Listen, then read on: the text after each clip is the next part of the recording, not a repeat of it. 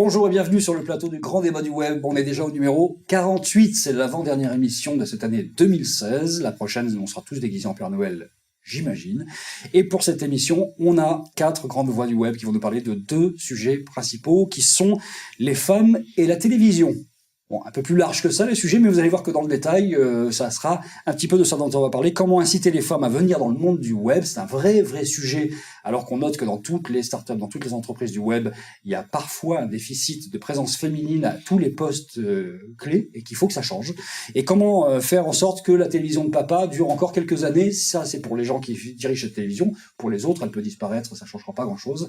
En tout cas, combien de temps reste-t-il à vivre à la télévision de papa, la télévision traditionnelle, qui a quand même du souci légèrement à se faire. Pour en parler, mais justement, les 2 co-directrices du nouveau Starter. On commence par Johanna Kirk. Salut. Salut. Starter, c'est l'ancien Girls in Tech Paris. Ouais. C'est une association, un regroupement depuis quelques années déjà, mais dans une nouvelle forme de femmes notamment. Il y a des hommes aussi. Il y a des hommes aussi. Donc, c'est la même équipe que Girls in Tech qui a été démarrée en 2010 à Paris par Roxane Varza et Mounia Araka. Qui est un réseau international pour le coup. Et qui est un réseau international. Et en fait, on a créé Starter maintenant parce qu'on a évolué pendant ces dernières années.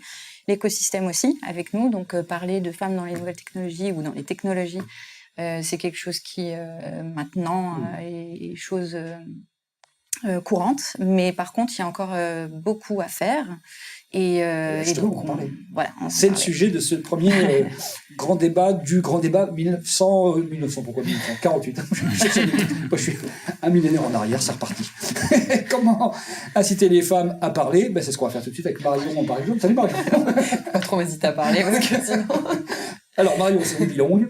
C'est ça. Donc... Et c'est aussi Starter, co-directrice avec Johanna. Exactement. De Starter. Et puis on va pouvoir parler de ce sujet-là. J'ai pas dit pour Johanna que c'était Sésame Startup également. Oui, exactement. En un mot. Un programme d'accélération pour les startups en Europe. Puisqu'on est de ce côté-là, Fabrice Eppelmoin. Salut Fabrice. Bonjour. Il a mis les lunettes, je sens que ça va être sérieux là. La discussion va être sérieuse. Fabrice Eppelmoin, Yogosha. Yogosha, en un mot. Yogosha, c'est une plateforme de confiance pour des bug bounties, c'est-à-dire qu'aujourd'hui, pour trouver les failles d'un système, on s'adresse à des communautés de hackers et on paye à la faille découverte plutôt que le temps passé pour le découvrir. On paye à la performance, en fait, Absolument. À la réussite, ce qui est un nouveau modèle qui cartonne vraiment. Et puis en face, Philippe Couf. Salut Philippe. Salut. Philippe, c'est Samsa. C'est donc un iPhone, comment faire de la vidéo, à destination de qui, Samsa, en fait? Aujourd'hui, c'est tout le monde. On est vraiment surpris. Au départ, nous, on est issus du monde du journalisme et des médias. Je pensais au départ que c'était pour les médias. Absolument. C'est pour eux, mais c'est pas que pour eux. Aujourd'hui, on a des gens dans la banque qui nous demandent de faire des vidéos pour leur communication interne. On a eu des gens dans une boîte qui fabrique de l'explosif pour le bâtiment et les travaux publics. Ils avaient besoin, pour leur responsable sécurité, de faire des tutoriels sur les chantiers, et donc ils font des tutoriels en vidéo qui tournent avec iPhone ou avec Android. On a aussi des ONG qui ont besoin de raconter leurs activités. On a des artistes qui veulent s'emparer de ça. Enfin, vraiment, on a vraiment beaucoup de monde, et on va regrouper tout ce monde-là début février à Paris, au pied de la Tour Eiffel, dans un endroit assez exceptionnel pour les rencontres francophones de la vidéo mobile. Avec, alors c'est no bullshit, hein, c'est tout le monde vient raconter ce qui marche pas, comment on fait, avec quel matériel, etc. C'est pas des prédictions pour les 10 années à venir, c'est vraiment du concret et la réalité de tous les jours. Des gens c'est le 2 février prochain à Paris. Merci Philippe. Et les infos sur vidéo-mobile.org. Bon, tu veux parler d'explosifs, on parlera de Molotov en deuxième partie d'émission, certainement, puisqu'on parlera de la télévision et du temps qui reste à vivre aux chaînes télé. Comment inciter les femmes à venir dans le monde du web, alors que Girls in Tech Paris, justement, devient Starter, attention, avec un H, évidemment, jeu de mots, et annonce un programme de formation et d'incitation web pour les jeunes générations féminines, notamment, parmi les nouveaux programmes. Que faut-il faire pour intéresser les jeunes femmes aux métiers connectés, à l'entrepreneuriat web? C'est un peu... Johanna, au cœur de votre réflexion en créant Starter, en vous disant, bon, nous, on est sensibilisés, on n'est pas assez nombreuses, mais enfin, on est déjà là, on existe, on peut se servir de tête de pont aux jeunes générations, notamment, via une université qui se créera, et il faut inciter les adolescentes, par exemple, à se dire que le web est un endroit où elles peuvent venir travailler. C'est un peu ça l'idée aussi. Hein. C'est un peu ça l'idée, tout à fait. Pour l'instant, il y a une réticence quand même. Hein. Mais je pense qu'il y a un travail qui doit se faire sur la durée. Ça se fait pas aussi rapidement que ça. Et il faut effectivement permettre aux plus jeunes générations d'avoir des modèles, pas forcément les modèles comme toujours les mêmes en fait, qui sont un petit peu des modèles impressionnants, Sheryl Sandberg ou des personnes comme ça, mais des modèles où on peut finalement s'assimiler. Parce que les filles ont besoin de modèles absolument pour s'engager dans cette je histoire. pense Les garçons aussi, que les garçons aussi, évidemment, ouais, c'est ça. Mais c'est vrai Mais que oui, mais on a Xavier Niel, il y a des gens comme ça, enfin, qui sont des gens très très connus dans le web. Enfin, je le dis Xavier Niel, il y en a plein d'autres, hein, mais c'est vrai qu'on a plus de mal à citer une française qui soit totalement emblématique en fait de la réussite web. Et je pense que c'est au-delà du modèle, c'est aussi échanger, discuter et présenter ces différents métiers, parce que sinon on se dit simplement, c'est pas fait pour moi, on prend peut-être pas le temps de regarder plus loin. Quel est le frein ? Est-ce que les filles pensent, quand elles ont 15 ans, 16 ans, que finalement le web c'est un truc technique, très technique, de code, des 0, des 1, que c'est chiant et qu'elles n'ont pas envie d'aller là-dedans ? Est-ce que c'est un peu l'idée reçue qu'elles peuvent avoir qui les empêche de venir se frotter à ce monde-là ? Déjà, je pense qu'il y a il y a 2 générations. Il y a la génération, même il y a 3 générations. Il y a la première génération où on savait pas trop ce que c'était le web, on n'utilisait pas à la maison, on n'avait pas d'ordinateur, on travaillait dans le marketing, ou on travaillait dans la production, etc. On n'avait pas de lien finalement avec l'innovation, le web, les nouvelles technos. Et donc on a toute cette partie-là c'est une génération qu'il faut évangéliser, rendre accessible tous ces métiers-là qui tournent autour de l'innovation. Leur expliquer qu'on peut avoir de la food tech, du medtech, etc. On peut rendre tous les métiers finalement, on peut connecter tous les métiers au digital. Donc là, il y a vraiment ce travail-là. Ensuite, on a un travail auprès des générations, on va dire la génération un petit peu avant moi et ma génération aussi, où on découvre Internet, on a Internet à la maison, etc. Mais on sait pas trop à quoi ça correspond, on sait pas ce qui se cache derrière un site Internet ou autre chose. Et là, il faut rendre accessible toutes ces nouvelles technos et se dire, il y a des formations. On s'en est d'accord, mais ça peut marcher avec les hommes aussi. Alors, qu'est-ce qui fait la différence pour inciter les femmes, justement ? Alors, il y a une historique aussi de dire, tout ce qui est technique va aux hommes. Mon fils fait une école d'ingénieur, etc. Non, mais voilà, tu m'as compris. C'est l'homme de la famille sera ingénieur et la fille fera un autre métier, du marketing, etc. Là, on est plus dans se dire, il y a de l'innovation dans tous les métiers. Il faut que l'innovation touche toutes les formations et soit présente. On peut arriver au web par des filières, assez classiques. Mais tout à fait. Toi, c'est le marketing, toi, c'est la communication. Ouais, c'est des filières assez classiques qui trouvent une prolongation à l'intérieur du web. C'est très difficile. Et puis surtout, la filière reine, qui s'avère reine, là où on crée vraiment la valeur, c'est dans l'algorithme, c'est la filière technique. Ouais. Le filière marketing n'est guère que pour accompagner et servir. La filière reine qui est purement technique. Aussi, et on a un passif énorme qui date des années 80, où, souvenez-vous, pour les plus vieux sur ce plateau, dans les années 80, l'ordinateur était marketé exclusivement pour les petits garçons, que ce soit Apple, Commodore, tout ça. Ce qui fait que ça a donné une génération de petits garçons. Moi, en 80, j'étais adolescent, j'ai eu un ordinateur. Ma sœur n'y avait pas accès alors qu'elle pouvait tout à fait, parce que c'était pas dans la nature des choses. Et ça a donné finalement une première génération qui est la mienne, qui est arrivée post-bac avec un vrai savoir-faire informatique qui datait des premiers ordinateurs en 6e, et donc qui avait les voies de la filière technique grandes ouvertes, parce que déjà un énorme acquis. Là où nos petits camarades pouvaient tout à fait choisir une filière informatique, mais partaient de zéro. Donc les quelques-unes qui tentaient l'aventure dans l'informatique se retrouvaient face à des garçons qui avaient 10 ans d'expérience derrière. D'expérience amateur, mais malgré tout d'expérience. Et elles se sont fait rétamer. Et quand on regarde les filières, toutes filières confondues, qu'on regarde comment la filière informatique a évolué, en 81 ou 4, si ma mémoire est bonne, il y a un décrochage total du taux de parité. Et ça n'a pas cessé de s'effondrer depuis. Dans les début des années 80, on était à un taux qui était de l'ordre de 30% de filles, 70% de garçons. Aujourd'hui, on est bien en deçà de ça. Et ça n'a pas cessé de se... Donc le problème... Aujourd'hui, les ordinateurs ne sont pas marketés pour les petits garçons, le problème est tout autre, mais on a des formes archétypales de ce problème qui persistent. On continue à dire aux petites filles, si t'es pas bon en maths, c'est pas grave, tu es une fille. Je vois Johanna qui opine du chouchou, donc tu es d'accord avec ça? Non, je suis tout à fait d'accord, et c'est vrai que j'ai rencontré une développeuse qui travaille chez Aldébaran il n'y a pas très longtemps, qui me disait que sa mère racontait ça, qu'elle était informaticienne à l'époque et qu'il y avait une parité. Est-ce que toi, tu as senti un moment précis que dans l'éducation que tu as reçue quand tu avais 10 ans, par exemple, il y avait déjà une petite différence d'appréciation qui pouvait se faire ou de direction vont se faire vis-à-vis de ces nouvelles technologies du web. Tu l'as senti bien clairement. sûr, bien Donc, tu sûr. fais aussi partie d'une génération qui, même en travaillant dans le web, Bien sûr. a dû Ouais, lutter ouais. contre ça aussi. Ouais, quoi. ouais, bien sûr, et c'est pour ça que je dis que c'est pas seulement des modèles, mais le modèle aide, parce que Ouais. ça peut inspirer, Mmh. mais c'est vraiment informer, former, éduquer, Mmh. et entendre que c'est pas forcément le cliché. Parce que c'est vrai que quand on regarde les startups, quand on se balade dans les startups, très très souvent, et j'en fais des centaines et des centaines, on va dans le coin marketing, alors il y a des filles, souvent, et puis après, communication, des filles, puis après il y a le coin des développeurs, alors c'est autre chose, il y a des cartons de pizza, des machins, même si c'est un peu l'image épinale, mais c'est pas totalement faux, et là c'est que des mecs en fait, hein, qui sont là entre eux, donc il y a quelque chose qui est, même dans les entreprises du web, assez compartimenté entre filles et garçons un peu. Hein. Il y a- Il faut être c'est pas honnête, une- c'est impossible de recruter une fille. Chacun de son Voilà, côté, quoi. C'est impossible de recruter une fille. Ouais.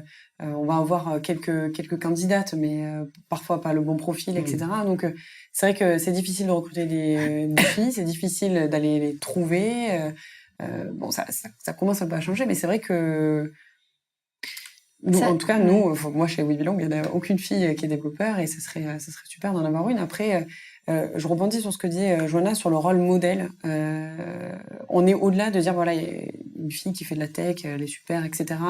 Je veux l'avoir en modèle, ou une fille qui évolue dans une super start-up ou entreprise comme Facebook. C'est de dire voilà, aujourd'hui, en tout cas, nous, le rôle chez Startup, c'est de créer de la proximité entre ces femmes qui ont des choses à dire, des choses très techniques, qui veulent parler d'innovation, qui veulent parler de leur expérience, donner des conseils, etc. Avec ces jeunes filles, ces femmes qui ont envie de se lancer, qui ont envie de lancer leur boîte ou qui pensent et réfléchissent tech.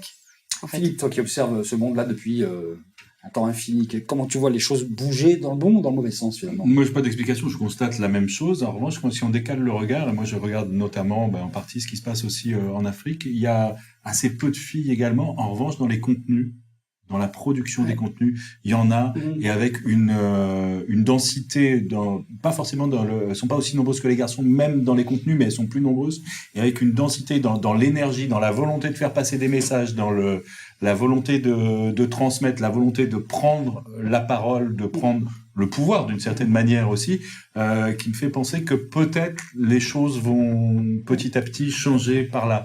Mais il y a vraiment, je vois quelque chose se passer, mais passant d'abord par les contenus, passant d'abord par une prise de parole. Aujourd'hui, si on regarde en France, il y a aux États-Unis 2-3 autorités féminines dans le monde de la high-tech, en fait, des femmes qui sont des journalistes et qu'on respecte pour à chaque fois qu'elles font un speech, une vidéo, quelque chose comme ça. On n'a pas encore d'équivalent vraiment en français, même s'il en existe évidemment, mais on n'a pas d'autorité féminine. C'est important aussi d'avoir ce genre de modèle-là qui existe à moment précis, qui va faire une émission de télé, qui va être présente, et c'est pas simplement l'aura de Télématin, quoi, dont on parle tout le temps. En même temps, des des profils purement techniques. Hein.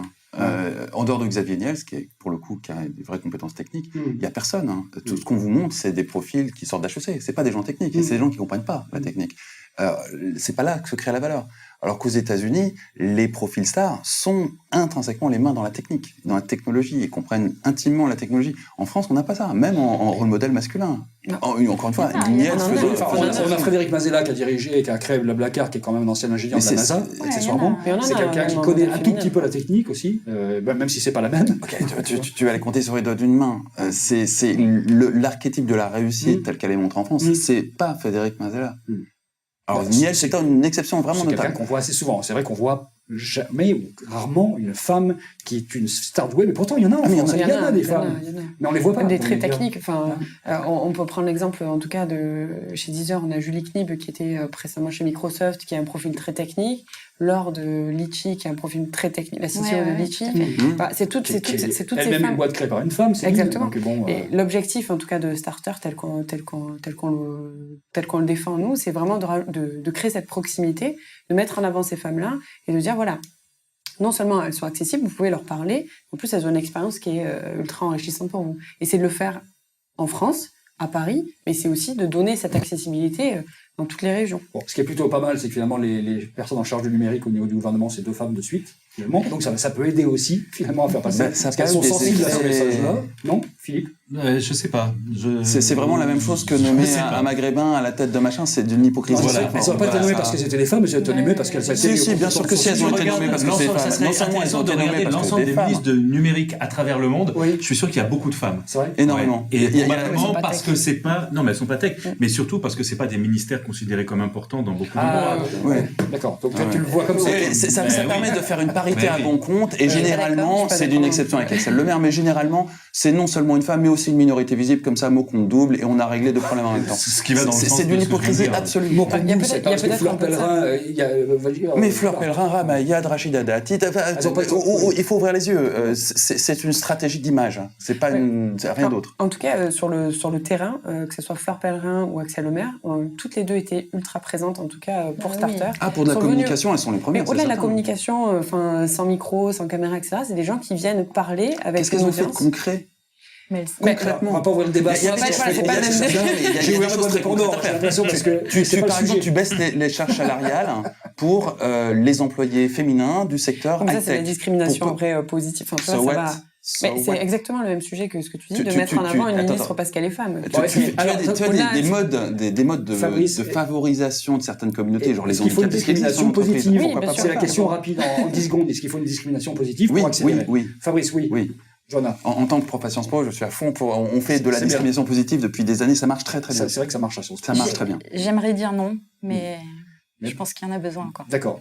Non, mais quand même un peu.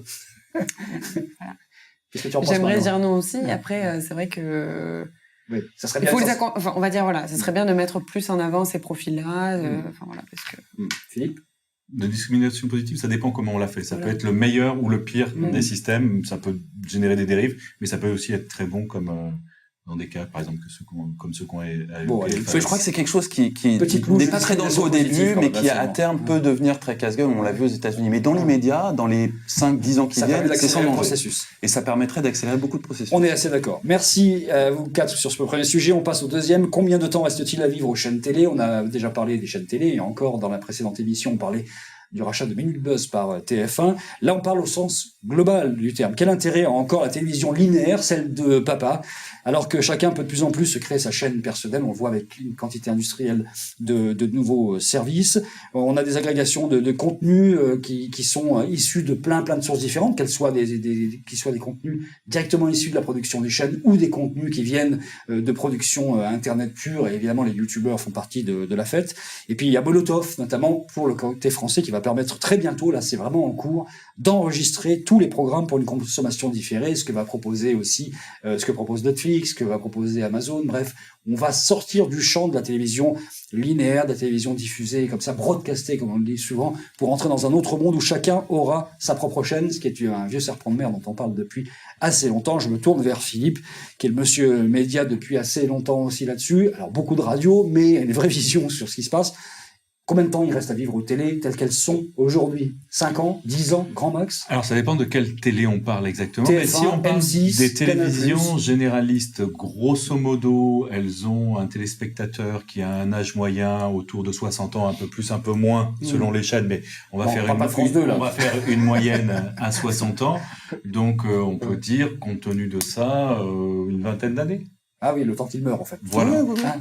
Comme les partis de gouvernement. Donc c'est vraiment ça. Oui, enfin là, pour le coup, est-ce que TF1 peut rester TF1 avec juste des gens de 70, 75 ans qui sont une part de la population qui ne représente plus grand-chose au niveau de la Je publicité? réponds à la question que tu m'as posée. Oui, c'est S'il vrai. change après, c'est une autre histoire qui, Donc en fait, qui pour toi, Mais la messe est dite, c'est mort, c'est enterré, et de toute façon, Non, c'est c'est pas juste une mort, question c'est de en génération. train C'est pas de mort. s'éteindre. Tu te souviens, parce que tu étais dans ces discussions-là aussi, il y a 15 ans ou il y a 20 ans, il y avait des gens qui nous interpellaient en disant « Vous pensez que la presse écrite va mourir ?» Ou la radio. Eh ben oui, pas Non, possible. mais surtout la presse écrite. Et on disait oui. Et les gens disaient non, mais c'est pas possible, non, mais c'est pas possible.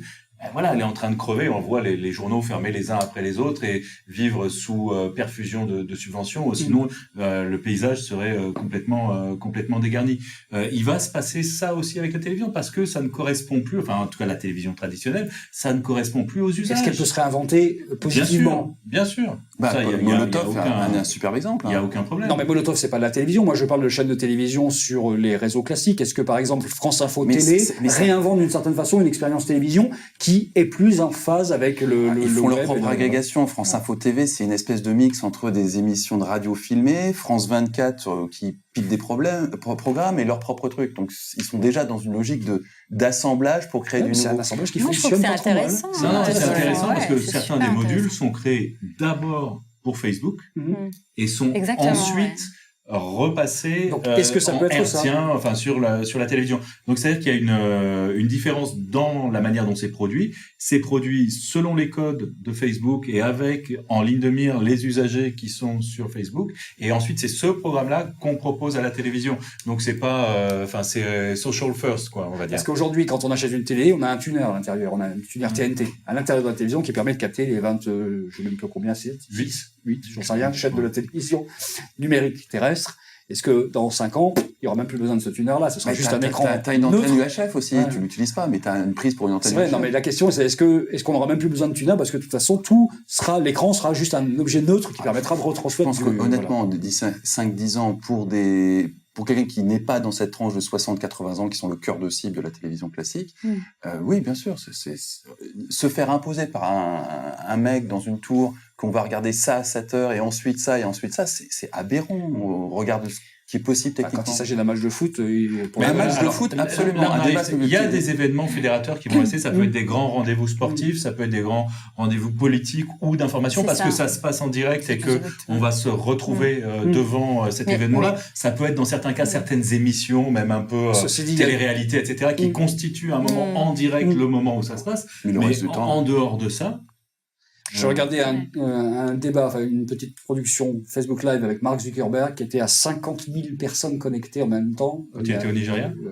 Non, il y a 2 jours, quelque chose comme il ça. avait fait ça aussi au Nigeria. Ce dont c'était- rêverait énormément de chaînes de télé, d'avoir 50 000 personnes à l'instant T qui soient là. C'est-à-dire qu'en fait, les audiences sont aussi en train de se décaler. Est-ce que chez les filles millennials, pour le coup, on se dit, mais qu'est-ce que c'est que ce débat? La télé, c'est des façons, c'est mort, et ça fait pas partie de mon univers. Ça fait partie du tien? ou pas Moi, la télé fait partie de mon univers. Je suis pas certaine que, justement, pour tous les événements en direct, pour la proximité que certaines émissions peuvent avoir avec leur audience, je parle notamment ce qui me vient en tête en premier lieu, c'est tout ce qui est télé-réalité, où il y a des milliers de personnes qui regardent ça tous les soirs parce qu'elles se sentent proches avec les personnes. Donc tout ce qui est direct, grand événement, toutes les émissions un peu sociales. Mais ça, c'est Facebook Live aujourd'hui qui est en train de forcément. transformer ça complètement aussi, non? Pas forcément. Après, je sais pas si la télévision en tant que device va être vecteur de nouvelles émissions, qu'elles soient en direct, qu'elles soient retranscrites. Enfin, j'ai du mal à imaginer le média de demain. Mais en tout cas, je pense que le device, la télévision,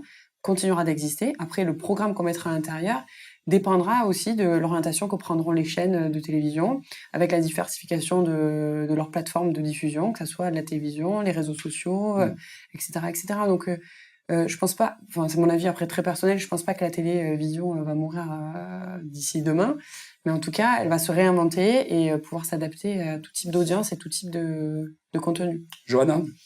Moi, je regarde pas la télé, en fait, du tout. Si je vais sur mon téléviseur, c'est pour regarder en VOD ou utiliser Netflix, mais sinon, voilà. Ou alors, comme on disait tout à l'heure, pour regarder les primaires ou. Est-ce que tu as le sentiment d'être déjà dans la phase d'après, dans le jour d'après, d'une certaine façon, de la télévision de papa? Oui. Oui, et depuis longtemps. Depuis que les box existent. Depuis très longtemps. Ouais, Oui. On a tous un peu changé notre mode de consommation. Bien sûr, clairement. on peut enregistrer. Ça fait que le Molotov va permettre d'enregistrer moi tous les jours sur ma Freebox. J'enregistre des trucs pour les regarder plus tard. En fait, la seule utilité, c'est peut-être la qualité de l'écran. Et encore ça, je pense que c'est en train d'évoluer et de changer très rapidement. Donc, on refait le petit tour de table traditionnel. La télé est morte dans 5 ans, dans 10 ans, pas morte. 10, 15, 20 ans, parce que vraiment, 15, 20 on disait ça tout à l'heure, on est dans un pays de vieux, donc il y a quand même beaucoup de vieux qui sont devant leur poste de télé et dont les usages sont ancrés à un point qui n'en changeront pas. Donc ça va accompagner la mort de la télévision pendant 10 à 20 ans. Bon, la question, c'est de savoir si Drucker va vivre aussi longtemps que la télévision, en fait. Non, quoique. Oui, c'est à peu près. Oui, je pense qu'on peut dire que, à moins d'un groupe épargne santé, on ne souhaite pas à Michel Drucker, que la télé mourra avec Michel Drucker. C'est là que vous pouvez la tweeter. La télé mourra avec Michel Drucker, c'est pas mal. On dirait du Damien Douani. On dirait du Damien Douani qui Google n'est pas social. n'a pas l'âme sociale. Combien de temps? C'est déjà fini? C'est déjà plus ou moins fini, Ouais, mais Oui, enfin après il y a une différence entre les chaînes justement qu'on disait France Info. Moi je trouve que c'est bien ce qu'ils font Ouais, ça et les renouvelle chaînes un peu. d'actualité Ouais. que je trouve intéressantes, Qui renouvelle peut-être un qui petit peu redonnent le genre. voilà. Ouais. Bon, Moi, je pense pas. Tu penses pas tout de suite. Mais après, je pense que la télé va évoluer, mais après, j'ai pas de. bon, Philippe a déjà répondu, c'est 20 ans, Voilà. une génération, le temps que Voilà. tous ces gens plient bagage et aillent regarder les anges Après, il y en faire la a qui télé-réalité, économiquement vont Voilà. s'écrouler avant, Oui, parce oui, que c'est le clair. modèle Ah, bien économique sûr. va Ouais, c'est déjà un peu le cas. va quand pas même, forcément tenir Déjà, dans jusque-là. les chaînes d'info, il va y avoir des morts dans très peu de temps. Hein, Voilà. donc, Mais c'est voilà, vrai que la donc, comparaison avec la presse écrite Ouais. est Oui, flagrante, c'est quoi. vrai. Il va arriver dans les 20 ans qui viennent, ce qui est arrivé ces 20 dernières Sauf que années je à la pense pas presse. que ça serait une perfusion d'argent public qui va permettre de Oh, sauver la je plupart des serais chaînes pas parce que ça si coûte sûr que ça, beaucoup parce d'argent que- et qu'on a déjà un service public qui coûte énormément d'argent. Mais c'est un autre Ouais, sujet. ouais. On termine avec un +1 ou un -1. Marion. Alors moi, je vais donner un +1 pour une entrepreneur qui s'appelle Alice English, qui a monté un site, un média, qui s'appelle détachédepresse.com depuis quelques années. Elle avait commencé quand elle était à l'école à coder son propre site toute seule et qui est maintenant aujourd'hui un très gros succès et qui mérite, je pense, On écrit qu'on ça la comment, mette en avant. détaché? Détaché, alors j'ai pas envie de faire de faute tout d'orthographe, je attaché, crois que c'est donc, avec tout attaché, bien sûr. Et je crois que c'est avec 2 Ah, T. fallait que je la fasse quand même. Avec 2 T. Avec 2 T. Je crois que c'est avec 2 T. Oh. Tu m'excuseras. Merci beaucoup, Marion. On termine là parce que là, c'est fini. Merci à Philippe à côté. Merci Fabrice. Merci Johanna d'avoir participé à ce numéro 48. Rendez-vous dans une semaine. Ce sera l'émission de Noël avec les guirlandes sur les oreilles. Salut à tous. Et n'oubliez pas de partager. À bientôt.